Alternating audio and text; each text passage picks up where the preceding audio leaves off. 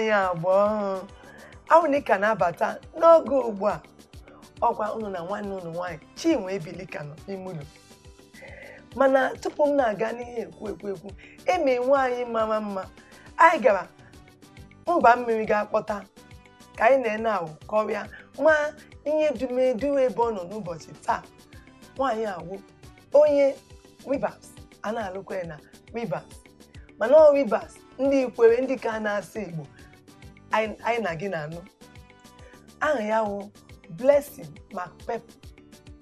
Ọ nwaanyị mego ihe dị iche iche na-akpata ego na-elezi ụlọ ya mana na-efekwe Chineke. Maka asị m gị ihe ọbụla ime n'ụwa ị ga-efe Chineke, ị ga-etinye Chineke na mbụ ụzọ. Ihe ndị na-eme nọkwa na nkịtị. Maka otu na m nọ mbili n'ụwa ọ Chukwu wụ onye mbụ ụzọ m ga-ekele tupu m na-ekele di m. Maka Chineke oge enye m ndụ ka m ụbọchị taa. Nne nna akwa m ahụ ụbọchị taa.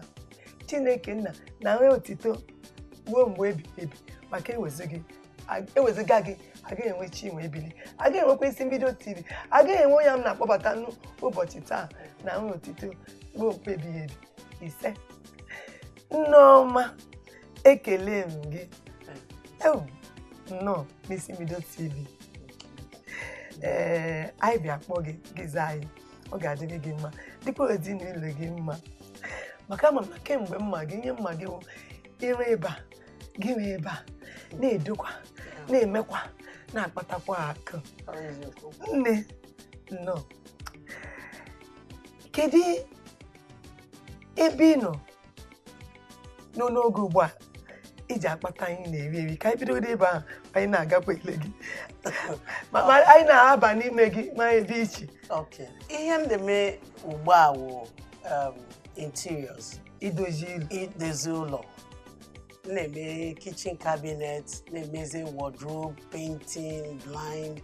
In fact, anything ị chọrọ n'ụlọ gị ka ụlọ gị dị ọfụma ka ọma mma n'anya, ọ ihe m na-eme. Ọ dị mma. Mana tupu gị bido ime ihe ndokwa ụlọ a, oge na-etolite ka otu isi gabiga n'akwụkwọ.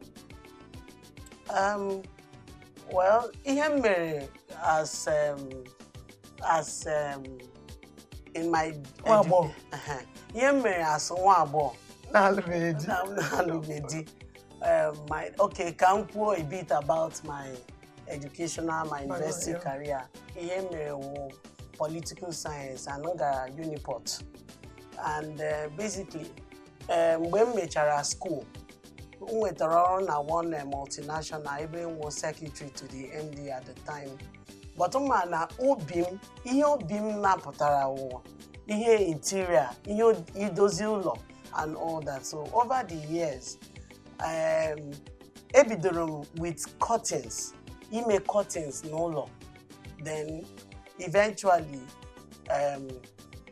mbịa chọpụta na my attention or my passion dịkwa and other things dịka kitchen cabinet and all that, wardrobe, imezi ụlọ generally, sofa, oche, yes, oge na-alụbeghị.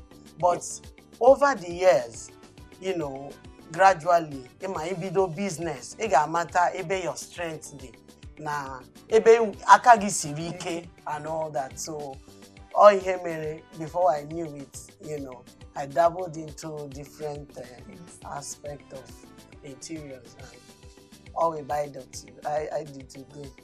Oge anyị na-aga ụlọ akwụkwọ, ịma na eleghị na ihe na-alakarị gị ahụ oge ha ime ndị fa nọ na-akwụkwọ asị aga m agụtali nke a ka m mee kọọsụ nke a ele mme nke a ama m ya. Ele ụdị ọdachi dị iche iche na-enwe oge ahụ gbasara akwụkwọ gị?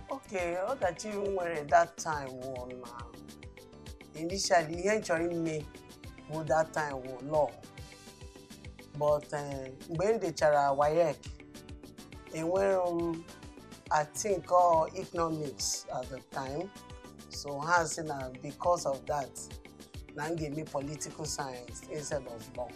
So, but at the end of the day, maybe I major the political science. They are like a choir.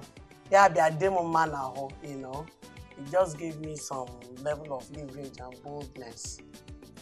Ọ dị mma.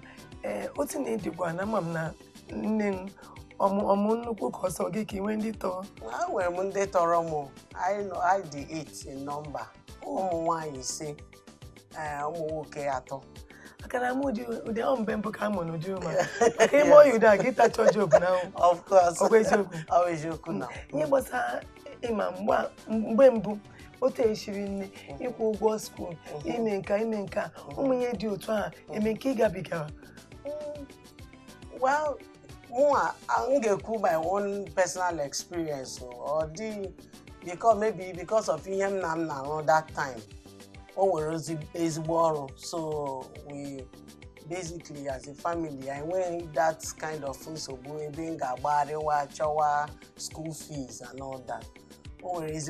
So I think he were at the time, Akaya Shirike, Izocha, I do together. So I didn't have much stress.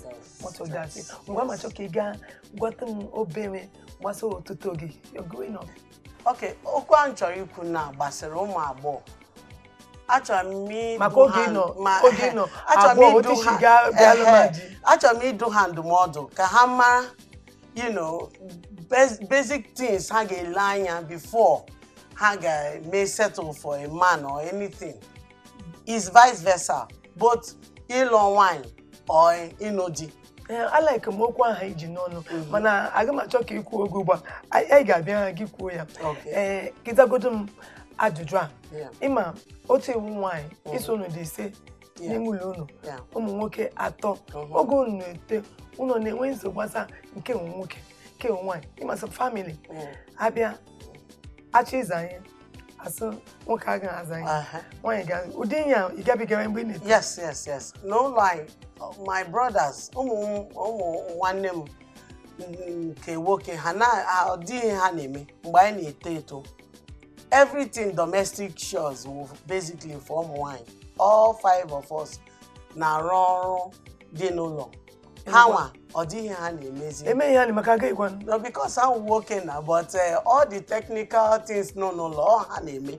Oge ugbu a kwa elele ihe mere isi otukwa azụ ndị nke gị nwoke agaghị ahụ so nwaanyị ga na-ahụ. Well, enweghị m nwa nwoke, so ụmụ m nwaanyị enwere m ụmụ nwaanyị 2, so na-azụ ha na-eme ihe nwoke na-emezi ihe nwaanyị na-emezi.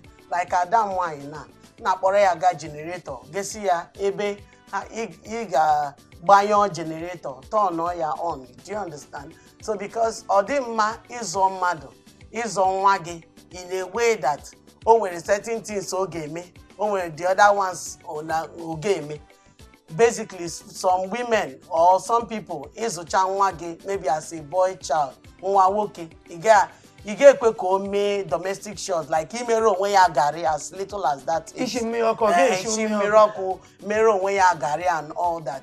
Ihe ahụ a negative thing because in today's world always ụkashinwa because in today's world ilecha anya an individual kwesịrị ịdị versatile in everything, both how to know how to cook and how to do other things as a child.